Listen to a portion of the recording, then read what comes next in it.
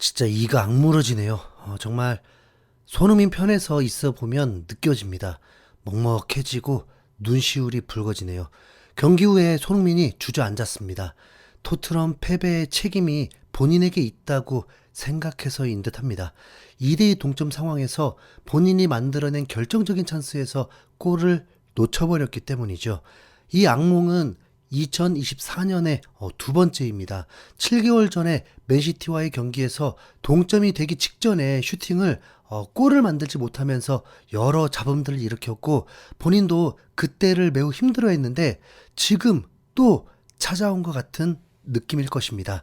그런데 냉정하게 페널티킥보다는 힘든 찬스였어요. 네, 각이 매우 좁아 있었으니까요. 손흥민은 경기 후 인터뷰에서 그 장면에서 골을 못 넣은 이유에 대해서 솔직히 집중하지 못했다고 했습니다. 그 집중이 베르너에게 줄까 말까를 고민했던 건지 모르겠는데 손흥민이 집중력을 잃었다고 하네요. 설마 집중력도 나이 탓으로 돌리진 않겠죠. 손흥민은 많이 괴로워했습니다. 토트넘 자체 방송에서 손흥민이 출연했고 손흥민은 자신의 역할을 다하지 못했다면서 책임이 크다고 인정했습니다. 그리고 미스트존에서도 인터뷰하면서 자신에게 실망한 듯 보일 정도로 자신의 책임이 크다고 말했습니다. 토트넘은 후반전에 많이 밀렸습니다. 그런데 전문가들은 토트넘이 실력으로 밀렸다는 듯 얘기하는데 제가 보기엔 우선 체력적으로 더 잘 뛸 수가 없었던 토트넘이었습니다. 특히 미드필더진은 더 심했죠. 엔지 감독도 경기 후 인터뷰에서 선수들은 지금 휴식이 필요한데 상황상 1월 중순까지 휴식을 할 수도 없는 난관에 부딪혀 있다고 했습니다. 상황을 다 이해하고는 있는데 자신의 스타일만은 바꿀 수가 없대요. 오죽하면 토트넘 첼시 경기 중계방송 패널들이 엔지 감독을 제대로 비난하고 나섰습니다. 토트넘은 상대하기가 너무 쉬운 팀이라고 해버렸습니다. 그리고 제이미 캐러건은 4실점을 해도 인터뷰에서 잘했다고 할 사람은 없을 거라고 해버렸죠. 그리고 엔지 감독이 가진 발상은 역대 최고의 팀을 이끌었던 과르디올라 감독이 바르셀로나를 이끌었던 시절에 그런 팀을 이끄는 감독이나 하는 말이라고 했습니다.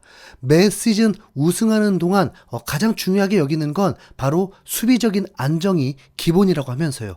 맞죠? 예전에 조사했던 걸로 아는데 2009년 이후에 맨유가 딱 한 번 우승했을 때 외에 경기당 1실점 이상한 팀은 아예 존재하지가 않습니다.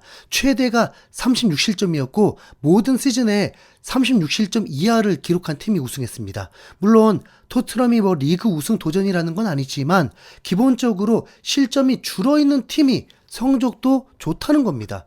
토트넘은 오늘 경기로 인해서 경기당 실점이 19실점으로 대폭 늘어버렸습니다. 맨시티보다는 적은데 이제 최소 실점도 6위로 떨어졌습니다. 웃긴 건 득점은 리그 2위라는 것입니다. 최근 5경기 성적으로 보면 패, 승, 무, 패로 리그 최하위권 강등권 순위입니다. 토트넘의 성적은 오히려 예상 못한 게 아니라 예상대로 흘러가 버렸습니다. 과거에 무리뉴 감독과 콘테 감독이 경질됐을 때는 목소리만 높이고 있다가 갑자기 실제로 일어나 버리면서 당황했던 적이 있었는데 이제는 갑자기 레비가 또 엔지를 자르더라도 놀랄 필요는 없을 것입니다. 우선 아직 3경기가 남아 있어서 솔직히 레인저스, 사우스햄튼, 맨유전 이 3경기를 연속으로 패배해야 확실히 잘리게 될 것입니다. 하지만 레비가 정말 비즈니스 외에 축구에 조금이라도 안다면 엔지는 경질시키는 게 맞습니다. 왜냐하면 엔지는 최고의 팀이라고 할 때에 운영하는 축구 철학을 가지고 있고 레비 회장은 절대로 돈을 많이 쓰지 않으면서 수익을 내는 클럽 운영이 목적이기 때문에 서로 맞지가 않습니다. 지내보면서 답을 찾았을 것입니다. 제이미 캐러건은 레비 회장이 토트넘을 떠나야 한다고 주장하지만 레비 회장이 떠날 명분이 어디 있나요? 돈을 벌어다 주는데. 아스날의 아르테타 감독도 과르디올라 감독 아래에서 전술 공부를 하고 압박 축구, 공격 축구를 매우 선호했습니다. 그런데 좀처럼 성적이 나지 않았습니다. 돈을 쏟아 부었는데도 우승은 계속 실패했습니다. 그리고 아스날은 바뀌었습니다. 실리적인 축구를 하고 있고 최고의 센터백과 미드필더와 사카를 데리고 있음에도 지나치다 싶은 실리 축구를 하고 있습니다. 재미가 없어지고 있죠. 그리고 여전히 공격수 퀄리티는 사카 말고 없다가 맞을 것입니다. 레비도 이건 파악은 되어 있지 않겠습니까? 전문가들도 팬들도 첼시에게 이득점으로 앞서 있다면 그때부터는 체력 안배 혹은 실리적인 경기 운영을 바랐을 것입니다. 분명 좀 기다려도 공격 상황은 충분히 일어날 수 있으니까요. 레비 회장은 지금 딱 바라는 건 아마 이 정도 금액만 쓰고 명예를 얻는 것을 원하고 있을 것입니다. 이 양반도 결국 뭐 트로피겠죠. 맨유 구단이 지난 시즌 8위를 하고도 테나 감독을 경질시키지 않은 이유, 딱 하나입니다. 우승을 했으니까요. 레비는 그거 하나 기다리고 있습니다. 그리고 조금 안타까운 예시를 하나 든다면 B클럽 중에 2년 연속 순위가 추락되어 있어도 경질되지 않은 감독이 있었습니다. 바로 아르테타 감독입니다. 아르테타 감독은 2019년에 중도 부임을 했는데 그 해에 아스날은 리그 8위를 했습니다. 하지만 FA컵을 우승하면서 아스날은 유로파리그에 진출할 수 있게 되었는데 첫 시즌에 데뷔한 것 치고는 매우 좋은 성적을 낸 거라고 볼 수 있죠. 하지만 두 번째 시즌에도 8위를 차지했습니다. 그런데도 안 잘렸고 이후에 5위, 2위, 2위 이렇게 성장을 하긴 했거든요. 근데 그것도 아스날에는 이미 월드 클래스 선수가 5명을 보유하고 있는 상황입니다. 토트넘에는 손흥민밖에 없고 손흥민마저도 떠날 상황이기 때문에 분명 레비 회장이 조치를 취해야 합니다.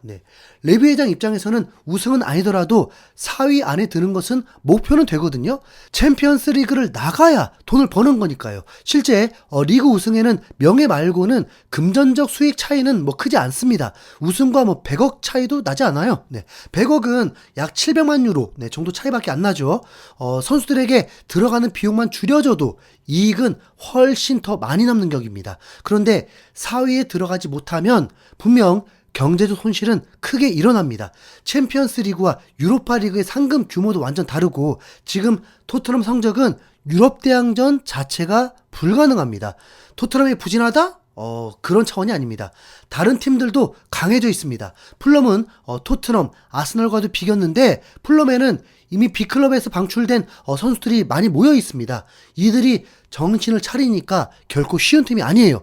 브렌트포드는 뉴캐슬에게 4득점 대승을 거두기도 하고 노팅엄은 승격한 이후에 오히려 강팀 킬러가 되려고 하고 있습니다.